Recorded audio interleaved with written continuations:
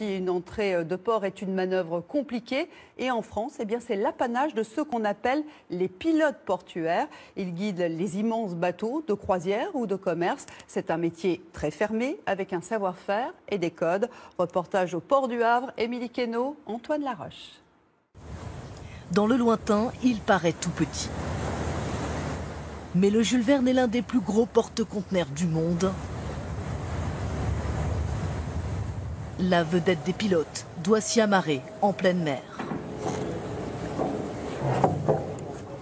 On a de la chance, il fait beau. Ça peut être beaucoup plus compliqué parfois quand il y a 3-4 mètres de creux. Christophe Collaris n'a pas de temps à perdre. Le Jules Verne approche du port du Havre. Et c'est lui qui maintenant doit en prendre les commandes. 3 remorqueurs, un central devant, un central derrière et le troisième à la hanche bâbord. Les remorqueurs, ces petits bateaux très puissants qui vont crocher le porte-conteneur et permettre de le diriger.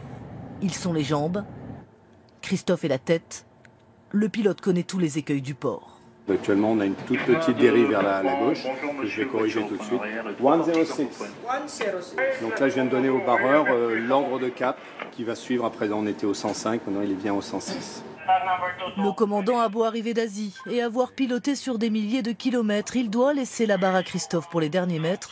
En France, c'est une obligation légale. Cela a un coût, 8 000 € pour une prestation de 2 heures. Mais au millimètre près, le navire est à quai. Terminé. Le remorqueur au milieu et pousse en route. On est scotché contre le quai et on est en train d'amarrer le navire. C'est bien passé.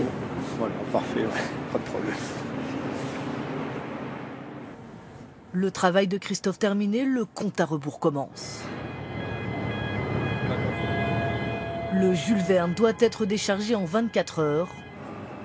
Les pilotes sont le premier maillon d'une chaîne gigantesque. Le Havre, l'un des seuls ports européens à accueillir ces mastodontes. 35 000 personnes y travaillent. Et les pilotes sont les aristocrates de ce royaume portuaire. Recrutés dans la marine marchande sur un concours très sélectif, ils sont leurs propres patrons. Quand un pilote entre à la station, il achète sa part de matériel, donc sa part de pilotage. Donc actuellement ici nous sommes 49, donc je suis virtuellement propriétaire d'un 49e de tout le matériel qui existe au sein de la station. Les bénéfices aussi sont partagés en 49. Christophe et ses collègues restent discrets sur ce que rapporte cette petite entreprise plutôt impressionnante, avec ses 6 vedettes, son hélicoptère pour les cas d'urgence et le mauvais temps, et son simulateur dernier cri. Entraînement obligatoire avec des situations extrêmes.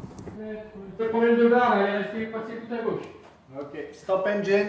Stop engine. 25 et 22, 25 vous êtes crochés derrière, donc on est en mode avec barre. Jusqu'à présent, les accidents sont restés virtuels. Vite, Christophe se prépare à une nouvelle tournée. Il est mobilisable 24 heures sur 24, 6 jours d'affilée. Avec lui, Pascal Ollier, le président de ce syndicat très spécial. Serein, malgré une baisse du nombre de bateaux de 25% depuis le début de la crise. Là, ça a été compensé par ce qu'on appelle chez nous le gigantisme, donc la taille croissante des navires. Le Jules Verne, c'est l'exemple typique, c'est un bateau de 400 mètres. C'est des bateaux qui, il y a 10 ans ou même 5 ans, n'existaient pas ou qu'on voyait quasiment pas sur le marché. Aujourd'hui, tous les grands armements mondiaux en ont, ils viennent quasiment tous au Havre. Le système est le même dans beaucoup de ports européens, mais il est dans le collimateur de Bruxelles, au nom de la libre concurrence. Jusqu'à présent, les pilotes ont toujours eu gain de cause, au nom de la sécurité.